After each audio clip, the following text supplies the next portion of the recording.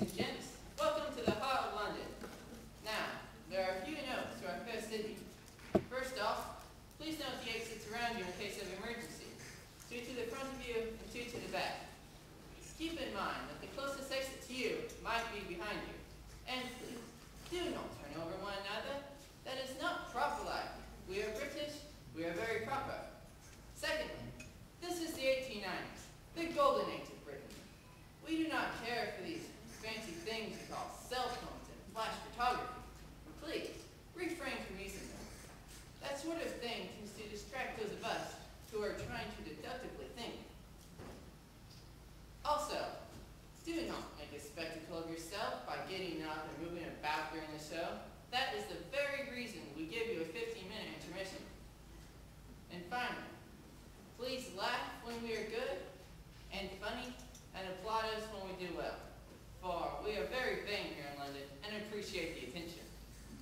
Now, sit back, relax, and enjoy Sherlock Holmes, the final adventure.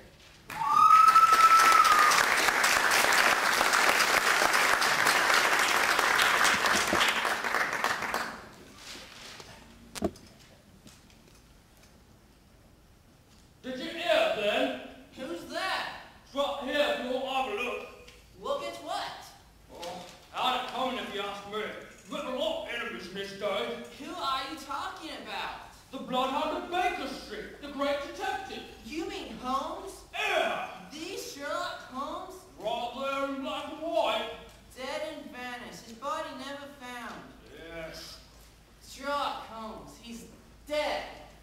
It is with a heavy heart that I take up my pen to write these final words about the best and wisest man I've ever met. My friend, Mr. Sherlock Holmes. It had been 6 months since last I'd seen Holmes, word had it he'd been living a solitary life. His days spent amid his books in the rooms on Baker Street. Soon, however, he would undertake the final case of his remarkable career, and I would be there, once again, at his side, to the very end. Events began with the arrival of blood. Are you Dr. Watson? Yes, I am. Are you sure? How's it? Okay. My dear Watson, it has been far too long since I've had the pleasure of your company. I shall expect you to come to Baker Street tonight, just after midnight if you don't mind. It is a matter of some urgency, and I hope it won't trouble you to come through my back garden. Until then, greet your wife with me, and know that I remain very truly yours, Sherlock Holmes. Good evening, Watson. How are you? I'm fine. How are you? Excellent. Yes, I imagine you have a few questions for me tonight. Primarily of which is the late hour upon which I've called you, the fact that I had no servants to see you in, and the fact that you had to come through my garden like a ferret. Something along those lines, yes. Yes, well, all shall be answered, all in due time. Wedlock suits you, Watson. It does, in fact. Seems you put on 7.5 pounds since last we saw each other. 7. Oh no. Oh, I should think it's a little bit more than that. No, 7 exactly. What's that in your pocket? What? Oh, yes. I grabbed this in the garden. The cellar door was quite stuck. There we are. 7 exactly.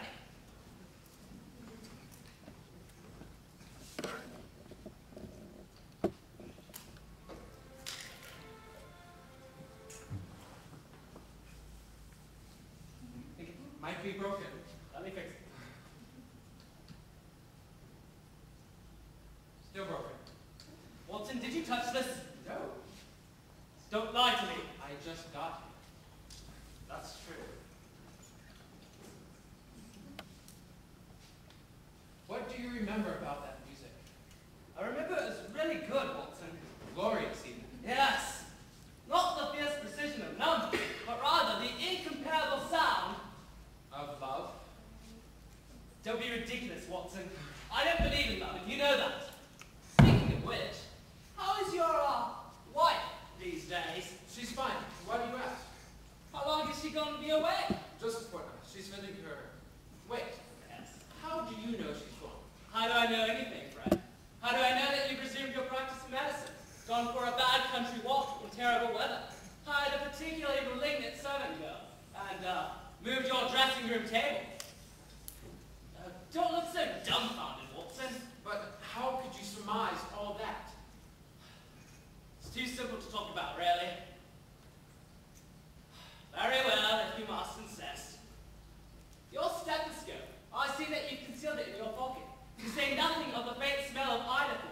known antiseptic. Yes, only a dullard would fail to mark you as a working medical man. Yes, but one of the, What's more, I see nearly 6 tailor cuts on the left side of your shoe there, where a servant girl has failed to remove encrusted mud. Oh, from my long country walk. Precisely. And my dressing table? That's really the thing. You see, as long as I have known you, Watson, the left side of your face has been poorly shaped. But I see tonight that it's the right side. So obviously, in your dressing room, the lighting is better on one side as opposed to the other. And since you couldn't very well move your window, you must have moved your dressing room table. Amazing. Yes. If only I could see what you see. Oh, you see, my friend, but you do not observe. The distinction is clear. To you, perhaps. As clear as your missing waistcoat button and yesterday's boutonniere and today's of hair. My wife is away. Yes, I know. Do you hear that? Some trouble on the street, I heard. Watson, do not go to that window, please. I simply wish to. I must insist. We are here in secret, you and I sent Miss Hudson away. For the evening, certainly. No, but the duration, till the game is ended. What game are you speaking of? Holmes. Holmes. Yeah. Which is it tonight? Morphine? No, Doctor. Cocaine, a 7% solution, my old love. Care to join me? Certainly not.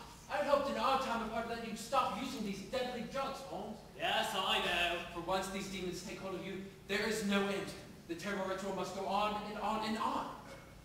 Like your terrible ritual to eat breakfast must go on and on and on. That is food, Holmes, sustenance. These drugs are poisons. They'll destroy you before your time. Too late, Doctor. My time has come.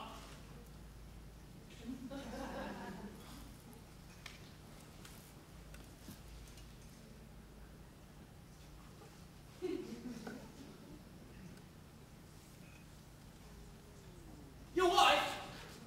You said she's away for a fortnight? Yes, just, And your practice? Is it busy at present? nothing out of the ordinary. So it affords you some time away? Certainly, if need be. There is a need, my friend. We must go to the continent for a full week. Can you do that? Of course, but why? There's a man in London right now by the name of James Moriarty. Have you heard of him? Never. Yet, there is a wonder about him. He pervades all of London, everywhere from Hammersmith to Blackpool. He is like a Napoleon of pride, my friend. A spider sitting in the center of a web, waiting for all of us like his flies. If there is a house to be looted, a crime to be done, or a man to be murdered, you can be sure that this man has authorized it. And though the agent who performs the crime might be captured, the master never leaves a trace. Well, he sounds monstrous. Yes, well, I quite admire him, actually. He's an abstract theorist, a professor and author. I can highly recommend his new book on the dynamics of an asteroid. Still in all. Still in all, without him, London would be a singularly uninteresting place. How could you say that? My days are sterile, Watson. My nights go on without net. All audacity and romance has left the criminal world, save for the grand benevolence of this good professor. Well, I, for one, am glad that he's finally met his match. No, my friend. No. I think I've met mine. You see, try as I might for nearly 6 months, I could not find the evidence to convict Moriarty. Then, a little while ago, he made a slip. And from the slip, small as it may seem, I began to weave together his entire enterprise. Over 40 unsolved crimes, tracing them to the man himself. So, you've done it, Holmes. Yes. Captured the spider within his own web. That was precisely my thinking. Until last night. I was taking my evening stroll, you see. And, from a rooftop came crashing down bricks right at my feet, missing my head by inches. Yes. Heavens indeed. And attached to this explicit projectile, there was an X. I know who you are, Mr. Holmes. And I know every move of your game.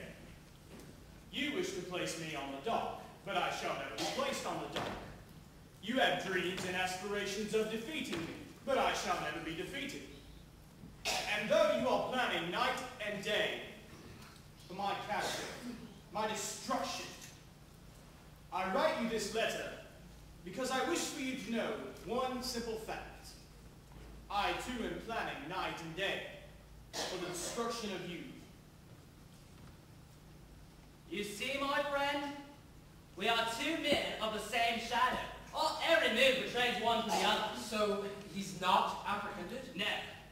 In order to do this, the police require a full week to organize our plan. Yes, of course. At which point, we must go away to the Colonnade. Can you do that? Certainly. Yes, and should you reconsider giving your marriage and current happiness? Holmes. Excellent. Now, I've written out these instructions for you. See? For you, yes.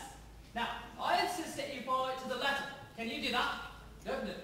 Excellent. Now, back up the call sheet if you don't mind. Right away. Yes, don't you see, Watson? It's all coming together. For if I can rid the world of Moriarty... What was that? Watson, don't go to the door, please. Do as I've said.